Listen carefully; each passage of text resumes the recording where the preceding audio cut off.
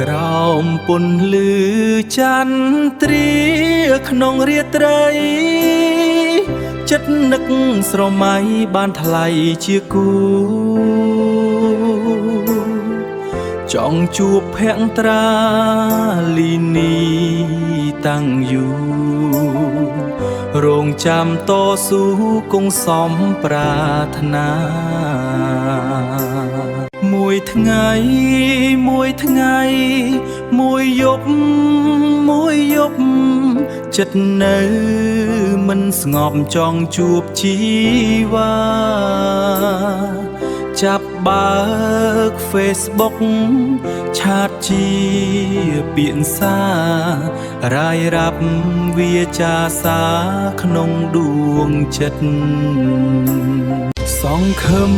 ពេលមួយនឹងបងហាញផ្លូវចិត្តនេះគិតត្រូវបានថែវមិត្តសង្ឃឹមច័ន្ទថ្លៃផ្ដល់ក្តីអាណិតបងស្មាមកកសងពិតឥតលក្ខខំសាសូមដួងតារាធ្វើជាសាក្សីវាយោភក្តីដំណាងរក្សា